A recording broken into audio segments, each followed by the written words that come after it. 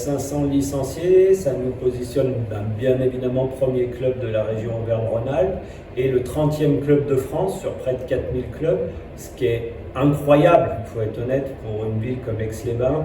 C'est tout le travail qui a été accompli depuis 2019, la reprise en main de l'association en juin 2019, et c'est vraiment un travail formidable de tous les bénévoles, les parents, les encadrants, les éducateurs. Enfin voilà, il y a un travail de dingue qui est fait et ça vient matérialiser cette réussite. Alors moi, mon rôle, il est déjà d'impulser une volonté d'être plus compétitif dans le club et d'augmenter la qualité de nos entraîneurs.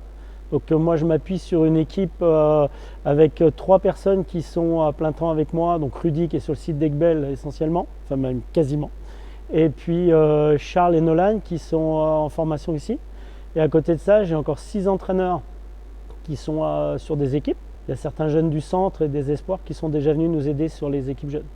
On essaye de développer énormément les opérations basket-école parce qu'on est très présent dans les écoles. On a pas loin d'une dizaine d'opérations basket-école sur le Grand Lac, enfin sur le secteur du Grand Lac et sur le secteur d'Aiguebelle.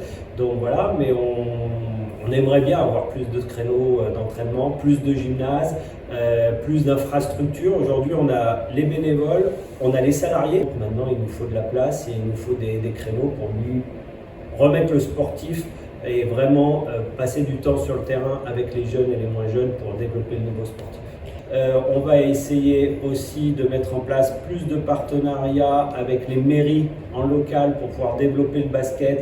Donc voilà, oui, on a quelques petits projets pour les années à venir. Alors ce que moi j'ai essayé de mettre en place, c'est déjà avant tout un état d'esprit entre les coachs, qui a une cohésion aussi bien côté asso et une relation avec la structure professionnelle. Et aujourd'hui, on travaille beaucoup ensemble. Moi, j'ai mis en place de la formation interne de coach et les responsables du centre, notamment Kevin, sont déjà venus intervenir. Ils nous ont ouvert leurs entraînements. Donc, pour les coachs, c'est très instructif, même s'il faut leur apprendre un petit peu à relativiser ce qu'ils voient dans le monde professionnel et la réalité d'une association. Et l'objectif numéro 2 que je me suis fixé, c'est augmenter la compétitivité de nos coachs de manière à augmenter la performance de nos joueurs. Et aujourd'hui, on a créé un projet club 2021-2025. La première chose qu'on a faite, c'est structurer l'encadrement. Donc on a mis les bases.